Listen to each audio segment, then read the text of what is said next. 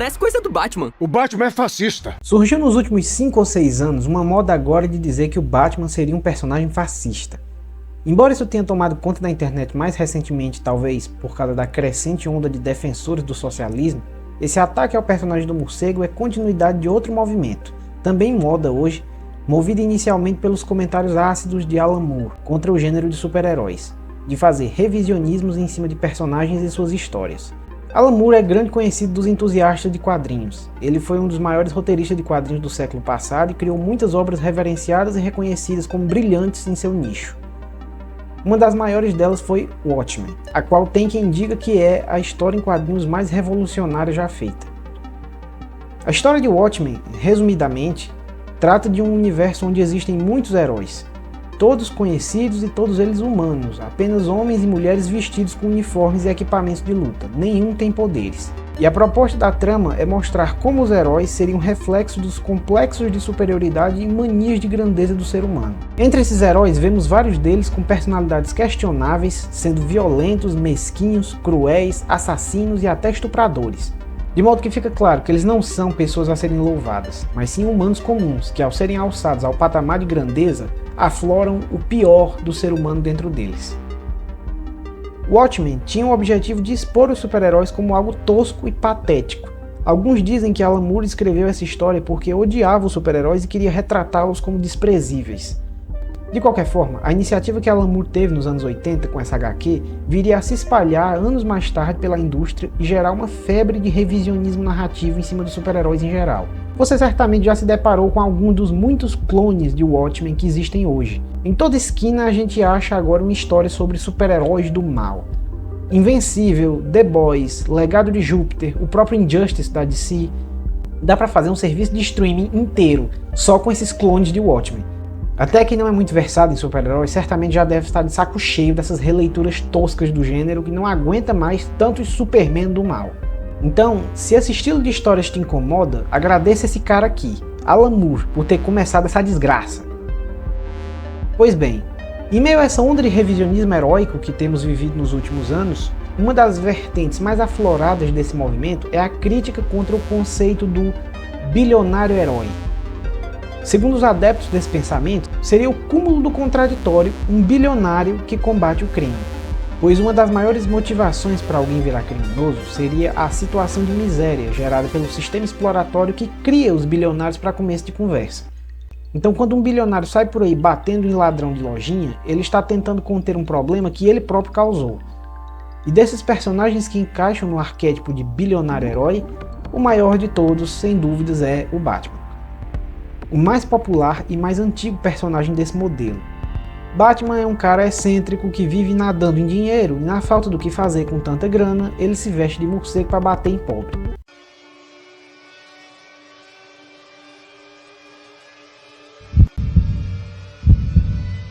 Jaywalker. No, come on, man, please. I promise I'll never jaywalk again.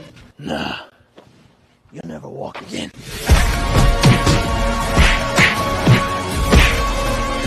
Veja que grande herói, não é mesmo? Se quisesse mesmo acabar com o crime, eu acabaria com a pobreza, doando todo o meu dinheiro. Segundo esse discurso, o Batman é basicamente um tipo de sádico, que explora os funcionários para bancar seus brinquedos caros, os quais ele usa à noite para espancar aqueles coitados que não conseguiram ser funcionários dele. Ele dita o certo e errado baseado na vontade que tem de quebrar pobre na porrada. Um dia eu vou acabar com todo o crime do mundo. Você é a própria razão do crime, Bruce Wayne. Meu nome não é Bruce Wayne. Qual outro otário que tem 1 bilhão pra gastar numa lancha motorizada que vira um parapente? E tu acha mesmo que a gente vai achar que tu é pobre? Tu é um bilionário com tempo livre, babaca. Pelo menos eu uso minha fortuna pra combater o crime. A tua fortuna já é um crime, imbecil. Como assim? A principal causa da criminalidade é a concentração de riqueza. Nunca parou pra pensar nisso? Quantos pobres precisam existir pra ter 1 bilionário igual a você? Tu acha mesmo que todo esse excedente precarizado vai entrar num trabalho de merda feliz da vida e nenhum deles vai entrar pro crime? Tu acha mesmo? Tu fica enxugando gelo, babaca. Não, eu tô gerando emprego. Emprego é o caralho. Tu mora numa casa com 50 quartos, emprega uma pessoa só, que é claramente um idoso sobrecarregado. Muito bem. O que é que procede e o que não procede nessa crítica? É verdade que bilionários por si só já são um assunto polêmico, Os defensores do socialismo apontam coisas extremamente alarmantes sobre o que é um bilionário. Um bilionário serve para gerar especulação e monopólio, né? Eles servem para, por exemplo, fazer com que haja tanta especulação no mercado financeiro que a bolsa quebre em 29 e eles precisem de ajuda do governo, ou então para fazer especulação imobiliária e fazer com que a bolha dos imóveis exploda em 2008 nos Estados Unidos, eles precisem de ajuda do governo. Basicamente, o bilionário serve para a economia. Não, você não me entendeu errado. Ter bilionários em uma economia é prejudicial a ela. Para dar sequência, né, porque aqui eu não me pretendo me debruçar sobre a área da economia, eu vou falar mesmo sobre aonde isso está refletido na nossa vida social. Estava relendo David Harvey, né, no seu livro 17 Contradições e o Fim do Capitalismo, e o autor, o Harvey, deixa lá muito claro, logo na introdução. Vem cá que eu vou ler com vocês. Os 100 maiores bilionários do mundo, tanto na China, na Índia, na Rússia, no México, na Indonésia, como também nos centros tradicionais do capitalismo, como a América do Norte e a Europa, juntaram 240 bilhões a mais em seus cofres só em 2012. O suficiente, calcula a Oxfam, para acabar com a pobreza mundial da noite para o dia. Não, você não me entendeu errado. Lá em 2012, num cenário de crise avassaladora, 100 pessoas juntaram dinheiro suficiente em um ano para acabar com a pobreza do planeta do dia para a noite. Se você ficou impressionado, eu vou logo avisando, vai piorar, tá? Em 2018, a Oxfam atualizou os dados e a gente tem mais ou menos o seguinte. Nos 12 meses de 2018, a fortuna dos bilionários do mundo aumentou 762 bilhões de dólares em um ano, o ano de 2018. A Oxfam calcula que este valor seria suficiente para acabar com a pobreza do mundo 7 vezes. E isto é o capitalismo. Aqui no Brasil, segundo a revista Forbes de 2018 para 2019, sim, durante o cenário de crise que nós estamos vivendo, a fortuna dos 10 maiores bilionários do país passou de 400 bilhões para 408 bilhões em um ano. 8 bilhões de dólares é a quantia, por exemplo, do PIB do Equador. Sim, onde eles estão pondo fogo em tudo e reajustando os valores sociais.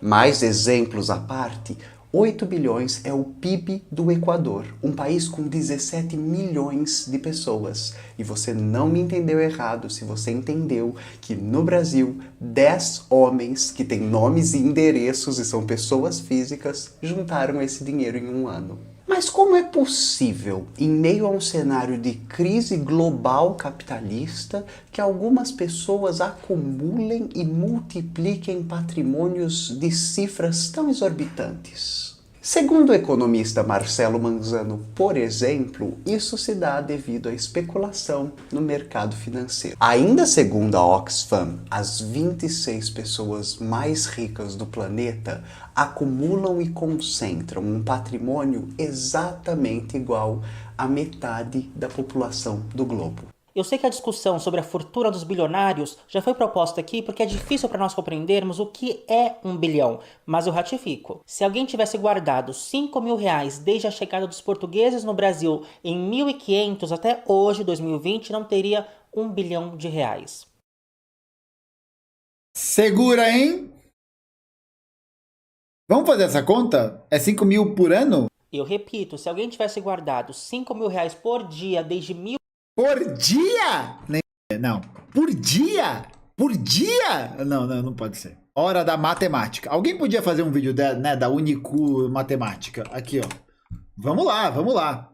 São 300... Eu não vou contar no bissexto, tá? São 365 dias por ano.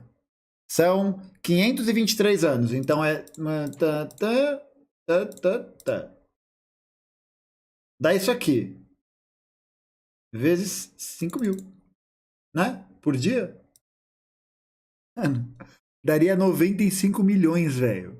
Errou! 95 não, né? Cara, eu não sei ler.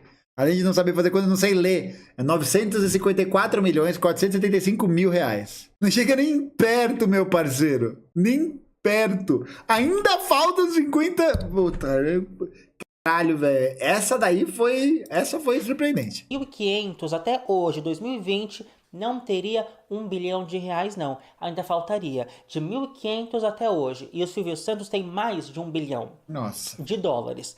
É jogo duro. Quando a gente fala em bilionários, a gente está falando de uma classe que historicamente expolia, expropria, explora e torna impossível qualquer condição de vida social um pouco mais igualitária ou justa aqui no nosso planeta. Para que você entenda o que é um bilionário, eu trago aqui exemplos concretos e matemáticos. Bora lá! Se você trabalhasse os próximos 50 anos ininterruptos, sem perder um dia, sem nunca ficar doente, sem nunca tirar férias de segunda a segunda, sem gastar R$1, você precisaria ganhar mais de R$54 mil por dia e você ainda não se tornaria um bilionário ao fim de 50 anos. Você já entendeu que nenhum bilionário trabalhou para ser um bilionário, mas explorou outras pessoas que trabalharam para ele para que ele juntasse o dinheiro suficiente para poder então viver de explorar outras pessoas? Eu acho que qualquer pessoa com mínimo de decência se indigna e se revolta ao saber desses dados. Saber que há quem, sozinho, acumule o que seria suficiente para alimentar um país inteiro. Isso é revoltante, não dá para negar. Esses dados mostram que a mera existência de bilionário já é em si mesma uma violência contra a humanidade. Não tira a razão de quem fica puto com isso e torce o nariz pro fato de um personagem bilionário querer arrotar heroísmo. Pois sabe que eu ajudo ONGs, tenho trabalhos sociais, entendeu? Tenho um instituto de judô bacanérrimo. Tá ajudando pra caralho, hein? Parabéns. Dá um dinheirinho pra pobre aqui, espanca o bandido ali e acabou a criminalidade agora, hein? Gota tá bem pra caralho, né? Parabéns. É inegável que alguém que se beneficia da exploração alheia jamais poderia ser um herói. Bilionários por si só já são mais vilões do que qualquer outra coisa. Tá bom, o que você sugere que eu faça? Tu já leu Chomsky? Desculpa? Noam Chomsky? Chomsky? Não. Começa com isso aí. Ah, eu vou indo nessa. Não. É isso, pronto. Batman é um canalha escroto, fim do vídeo. Acabou.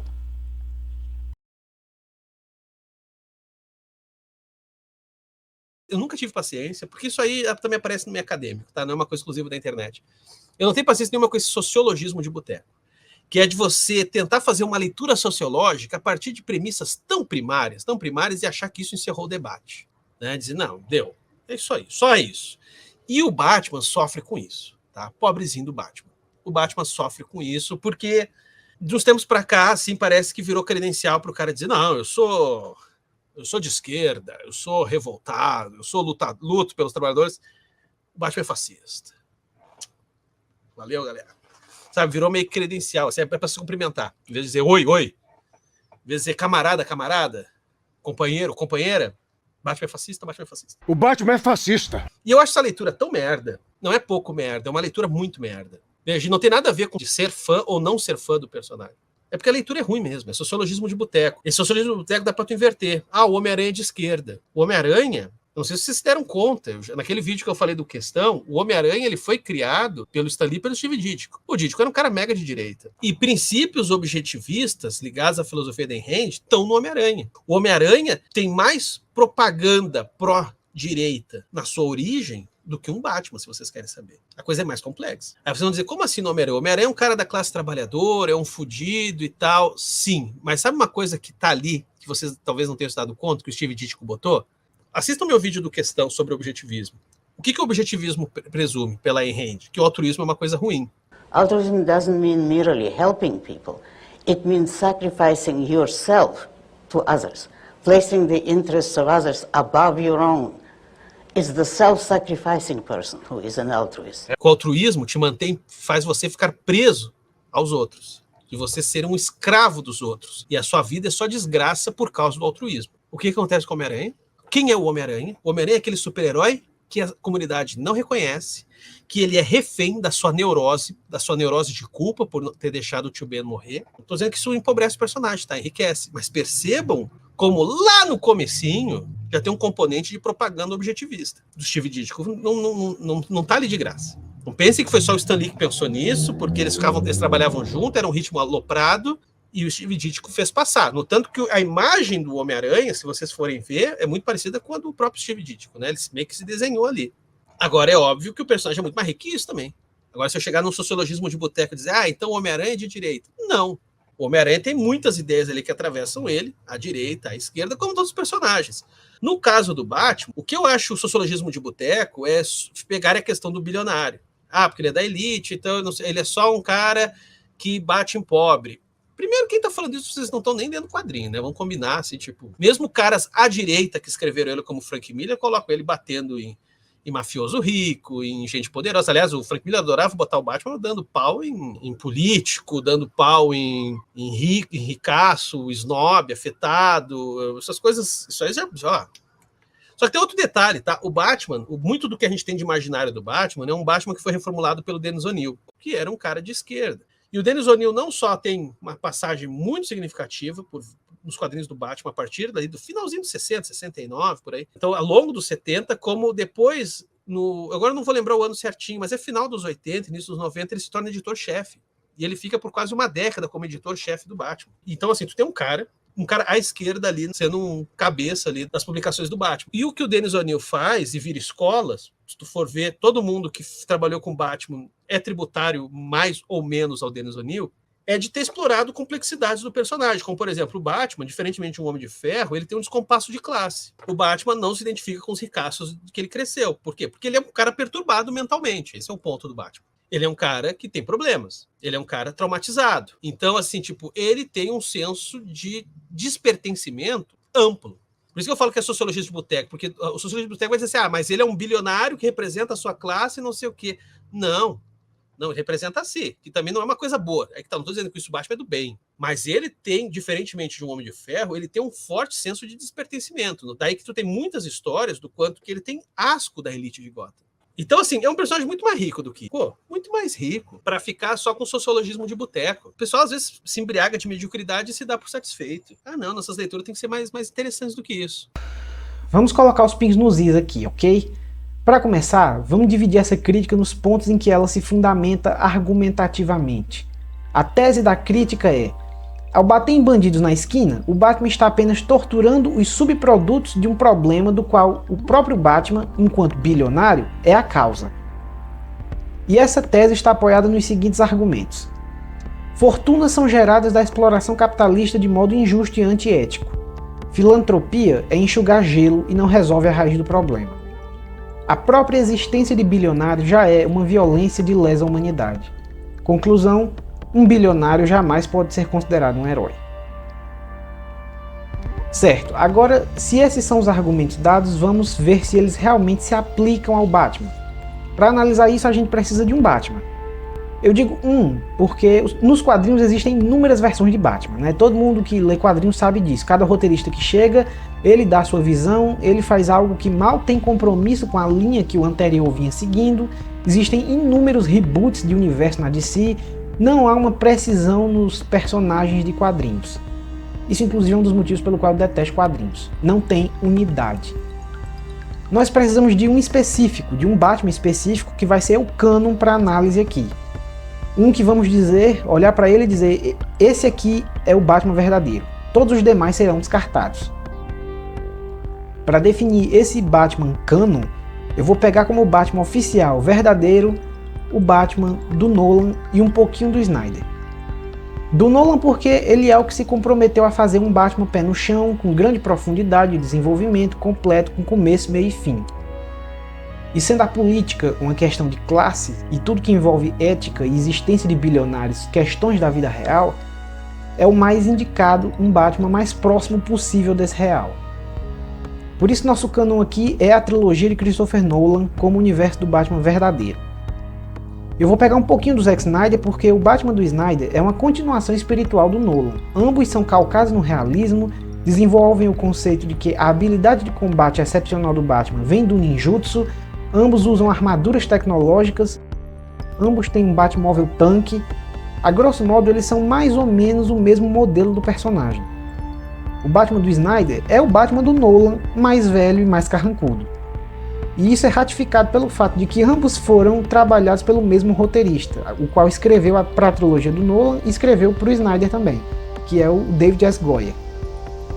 Esse cara escreveu ambas as versões, então existe uma forte unidade neles como sendo o mesmo personagem.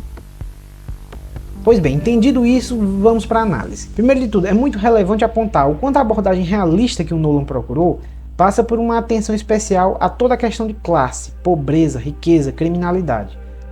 Toda a relação que existe entre essas coisas recebe bastante visibilidade ao longo da trilogia.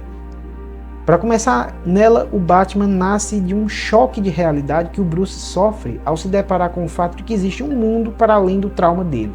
Bruce tinha uns 20 e poucos anos, de férias da faculdade, retorna a Gotham para acompanhar o julgamento do Joe Chill, o assassino dos seus pais. Chill era envolvido com um crime organizado e ia delatar o chefão da máfia, Falcone, em troca de sua liberdade. Bruce, sabendo que o Chill, autor de seu trauma, iria ser solto, traz um revólver planejando se vingar do Joe Chill. Porém, antes mesmo que Bruce tenha a chance, o Chill é morto pelos lacaios do Falcone. Agora veja o quão brilhante é a construção do contexto dessa cena toda. Sinta o peso e a densidade da mensagem. Em meio a essa cena carregada de dor e trauma, o filme nos entrega uma aula de sociologia. Eu devia agradecer a eles. Não tá falando sério. E se eu estiver? Meus pais merecem justiça. Você não está falando de justiça, está falando de vingança. Às vezes são a mesma coisa. Não, nunca são a mesma coisa. Justiça tem a ver com harmonia. Vingança você faz para se sentir melhor. É por isso que o sistema é imparcial. O sistema está falido.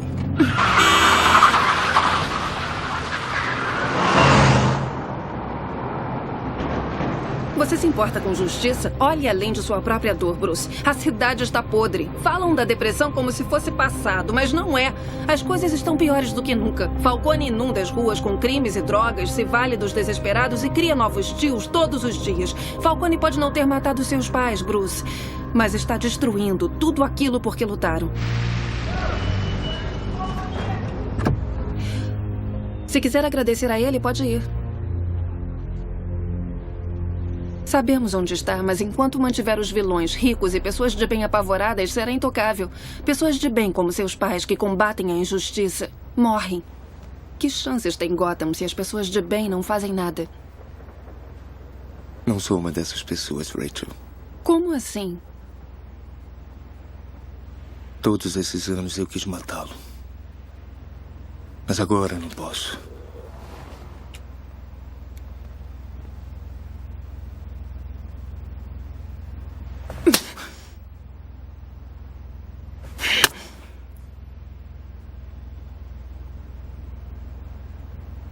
Seu pai se envergonharia de você.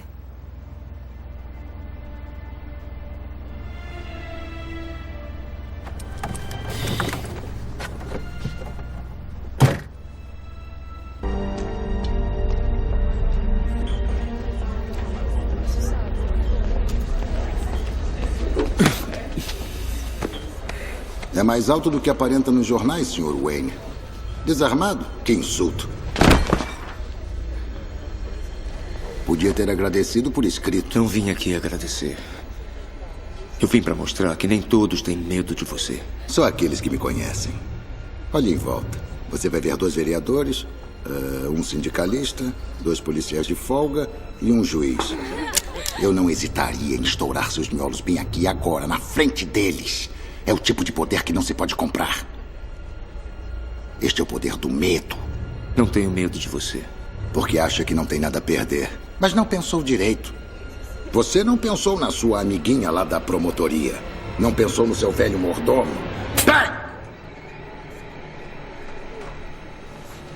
Pessoas do seu mundo têm muito a perder. Você pensa que como sua mamãe e seu papai foram mortos, conhece o lado cruel da vida, mas não conhece. Você nunca sofreu com o desespero.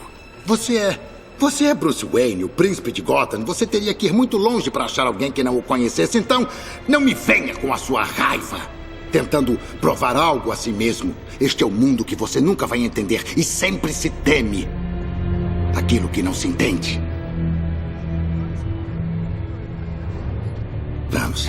Depois dessa pancada na consciência do Bruce, ele larga tudo e sai pelo mundo sem destino, se lançando à miséria por 7 anos. Ele podia virar refém de algum grupo, talvez ser capturado em algum lugar remoto, ser escravizado, quem sabe, podia até ter morrido. Tudo isso eram riscos que ele passou ao se lançar nessa jornada de andarilho por 7 anos. E tudo isso ele faz para sentir na pele o que é o frio, a fome, sentir o que é o desespero que leva alguém a entrar para o crime. É um absurdo quem vê o Bruce Wayne como o personagem de um homem repousado no privilégio. Ele nunca foi alguém acomodado em regalias. A primeira vez que roubei foi para não morrer de fome. Eu perdi muitas certezas sobre a natureza do que é certo e do que é errado. Em minhas viagens, conheci o medo antes de um crime e a emoção do sucesso. Durante seus 7 anos como andarilho é quando ele conhece as técnicas de escapismo e artes marciais. Passa por um rigoroso treinamento enquanto está despido de todos os seus recursos. E depois que concluiu seu treinamento, ao invés de descansar, ele se enfia numa prisão para encarar a rotina de um detento. Com isso, ele vai gabaritando praticamente todas as experiências de desamparo que um ser humano poderia experimentar. Na última delas, Bruce vive como presidiário, até o dia que ele é encontrado pelo Ra's al Ghul. Então eu te pergunto, caro detrator do personagem, essa trajetória de 7 anos dele te parece uma colônia de férias que um bilionário faria para espairecer? Isso te parece um homem acomodado em privilégios que explora pobres? Isso te parece um privilegiado desfrutando das diversões que sua fortuna pode comprar? É somente pelo treinamento de ninjutsu que o Bruce recebe do Ra's al Ghul, fazendo-o sentir que agora tem capacidade de tratar da doença do crime, que ele enfim retorna a Gotham. Não para descansar, mas para executar a operação de limpeza na cidade. Eu não sei, mas um homem que passa por tudo isso não me parece um eminente membro da elite. Pelo contrário, parece que ele fez um curso intensivo para combater a elite, uma vez que a primeira coisa que ele faz é ir atrás do maior mafioso rico que existe, o Carmine Falcone. E aí você vem me dizer que o Batman espanca pobre? O Batman que eu conheço espanca milícias, com armamento pesado inclusive. Homens armados até os dentes, é isso que ele espanca. E ele faz isso exatamente buscando seus alvos que seriam homens ricos. E homens ricos que, de tão ricos, não podem ser atingidos pela lei. É isso inclusive que significa o lema famoso do personagem, o eu sou a vingança, eu sou a noite. Ele é a vingança daqueles que não podem se defender da elite e dos poderosos. Ele é a vingança exatamente dos explorados e mortos pelo poder da elite. Quando diz que ele é a noite é a assombração que vem atrás daqueles que estão acima da lei. Aqueles que acham que podem dormir tranquilos com suas falcatruas porque sabem que o sistema jurídico não os alcança e jamais serão punidos judicialmente. É nessa hora que a noite chega, a assombração que vem ao pé da cama deles quando acham que são inatingíveis. Então a noite os atingirá. Essa é a vingança e a noite. É isso que o lema do Batman significa.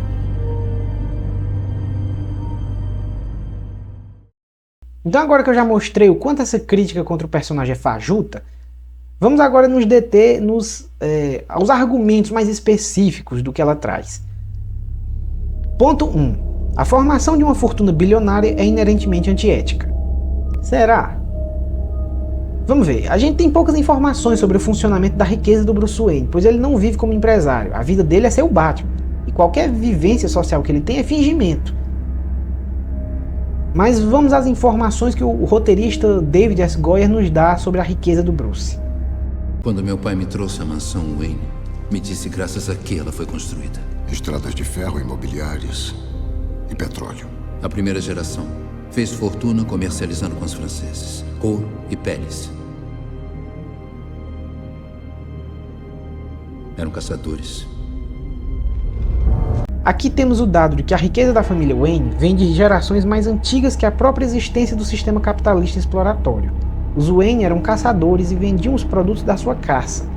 Será que a gente pode dizer que eles enricaram do próprio trabalho? Se a fortuna dos Wayne se originou antes mesmo do capitalismo existir, você deve lembrar de outra coisa que também existia nesse tempo. Outra coisa que existia nos sistemas sociais anteriores ao capitalismo. Uma coisa que é terrível e que estava vigente ali como um sistema completamente dominante, que é uma coisa chamada escravidão. Os Wayne devem ter tido algum contato com escravos, certo? Vejamos o que o roteiro de David S. Goyer nos diz. Com certeza são os alicerces inferiores da ala sudeste.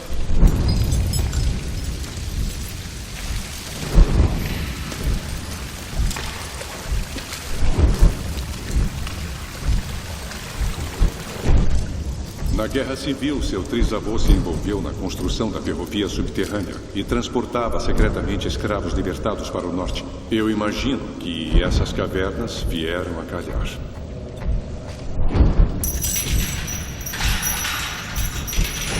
Olha só, a família Wayne sabotava o sistema escravagista, acobertando a fuga de escravos. Então eles não apenas enricaram da própria caça, como também sabotavam o sistema escravagista. Parece que os Wayne então sempre foram extremamente contra a exploração, né? Mas eu sei que você vai alegar agora. Sim, a forma com que a fortuna dos Wayne se originou, ser ética, não garante que a manutenção dela seja.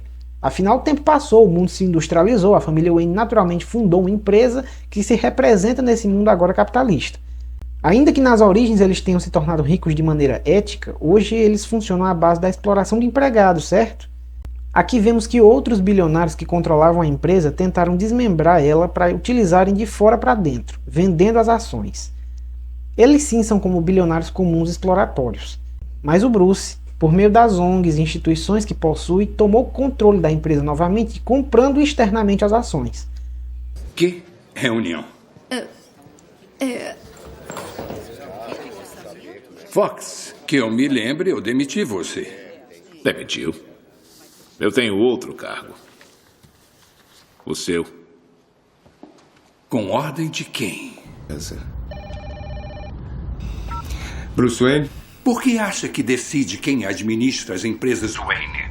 Ora, porque eu sou o dono. De que está falando? A empresa é pública há uma semana. E eu comprei a maioria das ações. Através de instituições beneficentes e fundações.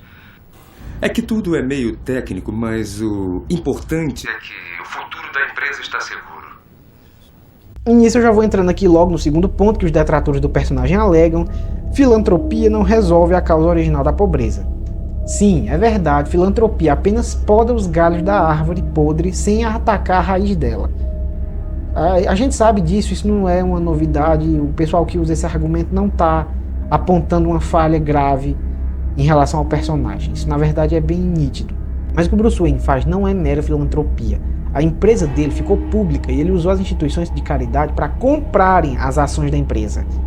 O Bruce recupera o controle da Wayne Enterprise por meio dessas instituições. Só que como nós sabemos que o Bruce não tem contato com nenhum setor da empresa, a única parte que ele interage diretamente é o complexo chamado Ciências Aplicadas, que é de onde ele tira seus equipamentos, e até esse setor da empresa não é ele que cuida, e sim o Lucius Fox.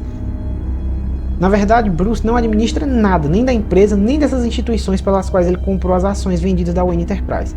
Essas instituições são na verdade geridas por seus próprios membros. O Bruce é dono delas só no nome.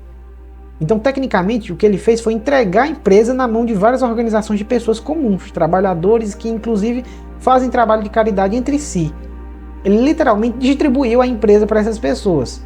Isso é mais do que filantropia, ele praticamente deu seu poder aquisitivo para essas pessoas da classe trabalhadora. Resumindo, a Wayne Enterprise é uma empresa pública, gerida muito mais pelas fundações que a compraram, fundações essas às quais pertencem ao Bruce apenas de nome. O Bruce ser dono dessas organizações significa muito mais ser guardião delas do que mesmo alguém que as domina. A única autoridade que o Bruce exerce sobre elas é protegê-las. Elas são autônomas, lideradas por pessoas comuns, trabalhadoras e que oficialmente são donas da empresa Wayne. Afinal, as organizações delas compraram essa empresa pública, retroalimentando o fluxo de dinheiro dentro do conglomerado Wayne, provando que não, a fortuna do Batman não funciona da forma corporativa e exploratória padrão. É uma fortuna ética que existe unicamente para servir aos outros e que praticamente não vai para o bolso do patrão. Bruce jamais usufrui de nenhum lazer do qual um bilionário teria direito. Até em momentos que ele faz coisas luxuosas, como comprar a apresentação inteira do balé Bolshoi para passear no mar com as bailarinas, na verdade ele estava ali apenas arranjando uma desculpa para ir para Hong Kong, capturar o mafioso chinês que tinha fugido para lá. Ou seja, essa compra luxuosa que ele fez de passear com as bailarinas era fachada. Ou seja, a riqueza dos Wayne existe pura e unicamente para servir. Bruce sempre coloca os outros acima dele, sempre se vê como um serviçal da cidade, um faxineiro da sujeira de Gotham. Um servo e não um senhor. sempre cedendo, sempre se entregando. O Batman não tira nada das pessoas, ele apenas dá a elas. Por fim, o terceiro e último ponto. A existência de bilionários já é em si mesma uma violência. Bilionários não deveriam existir. Certo, bilionários não deveriam existir. Parece que até mesmo o Batman concorda. Tanto que ele criou o projeto de um reator que iria produzir energia sustentável a ser distribuída gratuitamente para a população, o que iria cortar a fonte de lucro de indústrias inteiras que tiravam renda da prestação de serviço de energia.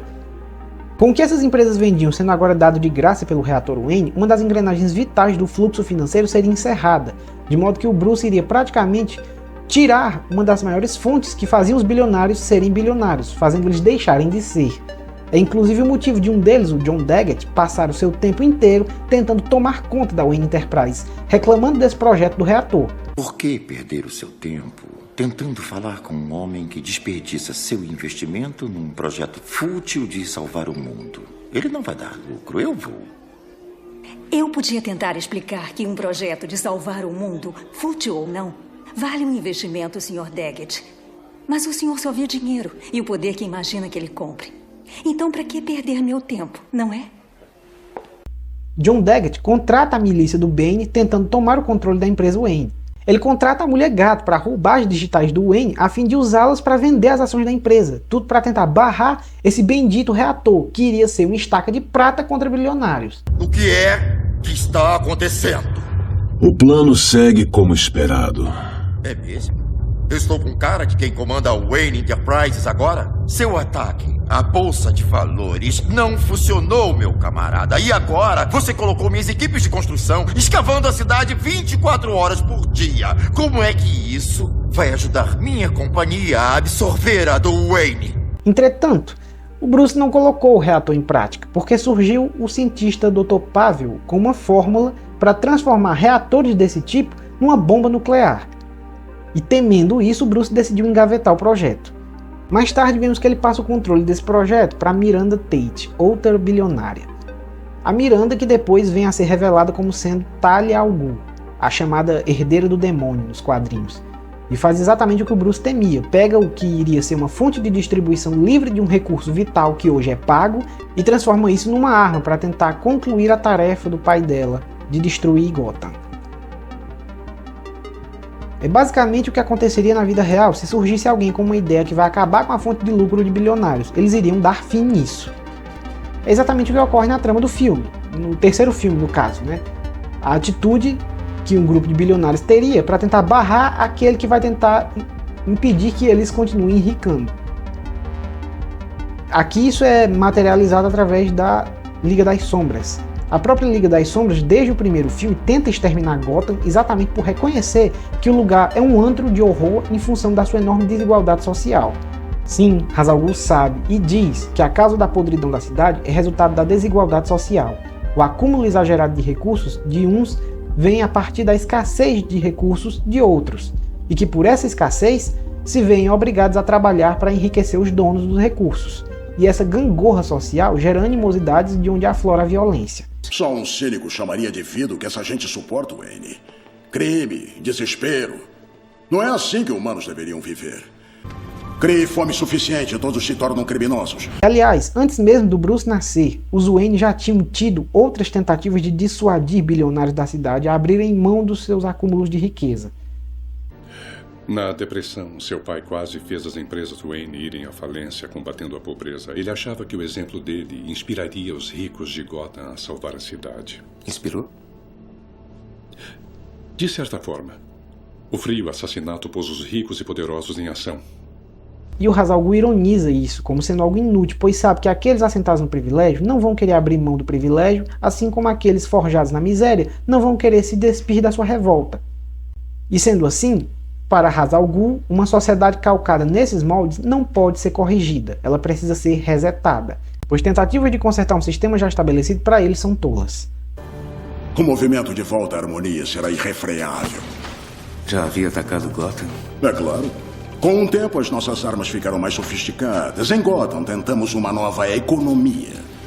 Mas, infelizmente, subestimamos alguns cidadãos de Gotham, como os seus pais. Eles foram mortos por uma das pessoas que eles ajudavam. Mostrando mais ainda o quanto a obra é consciente de todas essas questões de classe, o próprio Coringa também pauta a sua ideologia de insanidade nisso.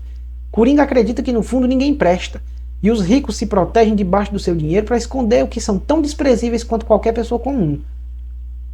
O filme solo do Coringa, apesar de não ter sido idealizado pelo Nolan e nem pelo David S. Goyer, bebeu muito da versão dele, do personagem, e soa bastante como uma prequel da trilogia do Nolan.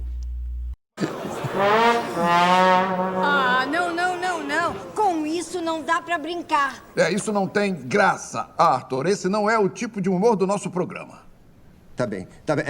Me desculpe. É que, entendeu? Minhas semanas foram difíceis, mas... desde que eu...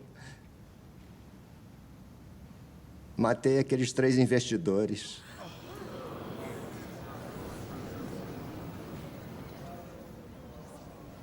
Tá legal, tô esperando o fim da piada.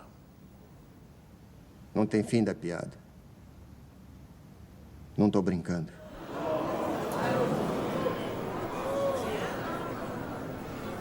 Você tá falando sério mesmo? Tá dizendo que matou aqueles 3 jovens no metrô? Deixa eu entender, você acha que matar aqueles caras é engraçado? Eu acho. E eu cansei de fingir que não é. A comédia é subjetiva, Murray. Não é o que eles dizem?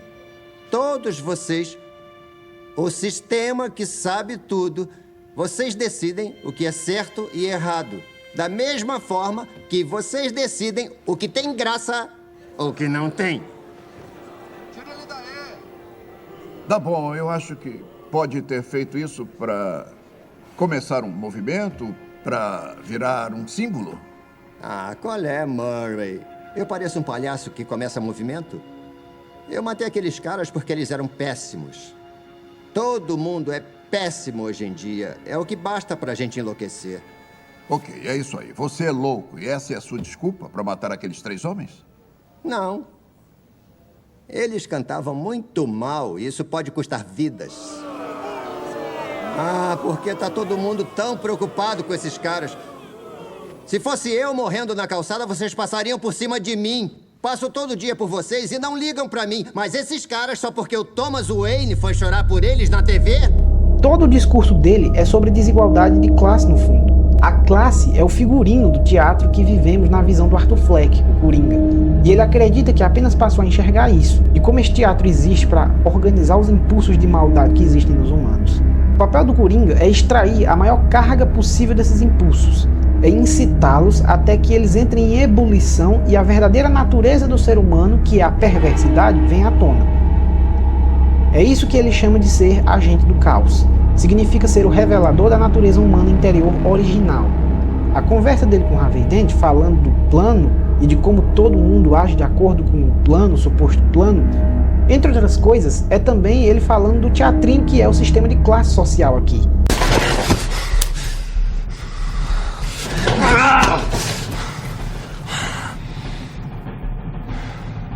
Oi.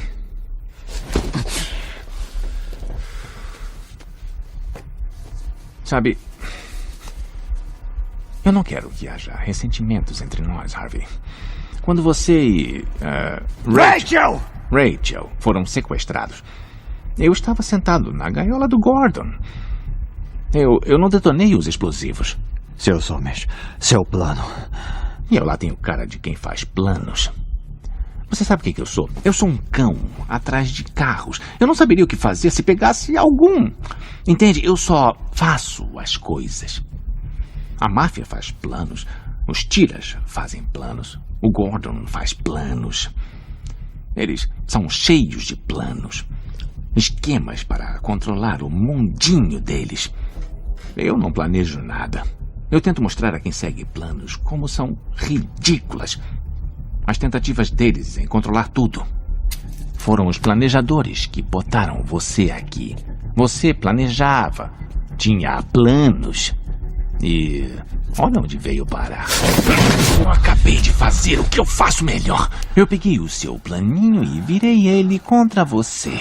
Veja o que eu fiz nesta cidade com alguns barris de gasolina e umas balas. Quer saber? Sabe o que eu notei? Ninguém se apavora quando o plano corre de acordo. Mesmo que o plano seja horripilante. Se amanhã eu disser à imprensa que, por exemplo, um arruaceiro vai levar um tiro, ou um caminhão com soldados vai explodir, ninguém entra em pânico. Porque faz tudo parte do plano. Mas quando eu digo que um prefeitinho qualquer vai morrer, aí todo mundo perde a cabeça. Introduza um pouco de anarquia. Perturbe a ordem vigente e então tudo se torna um caos. Coringa sabe muito bem que é o sistema de classes que é usado para camuflar a verdadeira natureza humana que ele acredita ser a maldade, e que inclusive cria o próprio sistema. E para provar a sua tese, ele cria o conflito entre as barcas, que é exatamente uma metáfora ali de conflito de classes. Todo o conflito da trilogia do Nolan gira ao redor de discussões sobre o sistema capitalista e suas consequências, o que ilustra o quanto ele entende que o Batman e sua lore passam por essas questões. Porque afinal de contas está se falando ali, né, tudo gira em torno de trauma que surgiu da morte. Morte essa que surgiu da violência de classe, da violência de pessoas miseráveis exploradas por pessoas poderosas. Toda a história do Batman é sobre isso. É como se ele tivesse sido um super-herói criado para discutir esses pontos, esses problemas sociológicos. E a versão da trilogia do Nolan é a versão do Batman a versão da obra Batman mais consciente disso, e que mais vai fundo nessa questão, que mais realmente bota o dedo na ferida. A personagem da Mulher Gato, introduzida no terceiro filme, vem bem a refletir esse ponto de vista do pessoal mais pobre diante da elite. Acha que tudo isso vai durar? Vem tempestade por aí, Sr. Wayne. É melhor o senhor e seus amigos se prepararem, porque quando ela chegar, vão se perguntar como puderam pensar que iam viver na opulência e deixar tão pouco para o resto de nós. E parece estar ansiosa por ela. Eu sou maleável. Inclusive, ao longo do filme, um motim acontece na cidade, onde as elites são todas expropriadas e têm seus imóveis invadidos e riquezas tomadas. Algo que guarda umas boas semelhanças aí com a Revolução Socialista, deixando bem evidente o quanto a narrativa é muito consciente de toda a problemática de classe, do quanto o roteiro sabe com o que está lidando. Ele traz o problema por foco da trama. E sim, o Batman entende que a desigualdade de classe é que gera a criminalidade e, por consequência, a insegurança pública e a violência. Violência essa que tirou seus pais e que é o grande pivô de toda a jornada dele. A desigualdade é a violência master, é a violência maior de todas. É uma violência em si mesma e a mãe de todas as demais violências, praticamente. Como eu mostrei ao longo do vídeo, o Batman lida com elas e tentou saná-las como pôde. Eu acredito que imaginar o período de 8 anos que o Bruce passou aposentado entre o segundo e o terceiro filme, trabalhando no projeto do reator de energia limpa, é muito simbólico. Para quem diz que ele é um sequelado com fetiche de bater em pobre, como eu mostrei ao longo do vídeo, o Batman surge em resposta à exploração que gera a pobreza, que gerou o Joe Chill, que matou os pais do Bruce. Se parar para pensar, da forma que a trilogia do Nolan apresentou o Batman, surge quase como um manifesto contra o acúmulo de riqueza. Ele só batia em rico, e o seu maior feito foi executado de modo pacífico, trabalhando recluso, digerindo o seu luto enquanto providenciava um meio de distribuir recursos aos outros, na solidão da sua rotina, sem bater em ninguém. A mim parece ser isso uma resposta peremptória a essa polêmica juvenil de Batman fascista.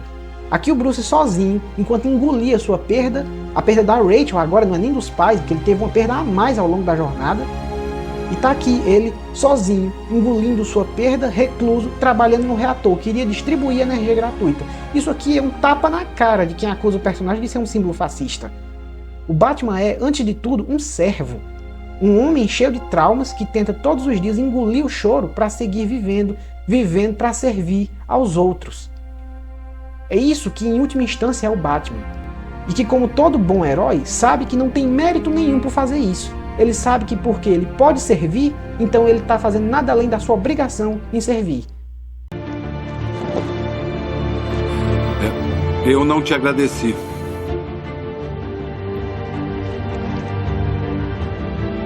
E nem é preciso.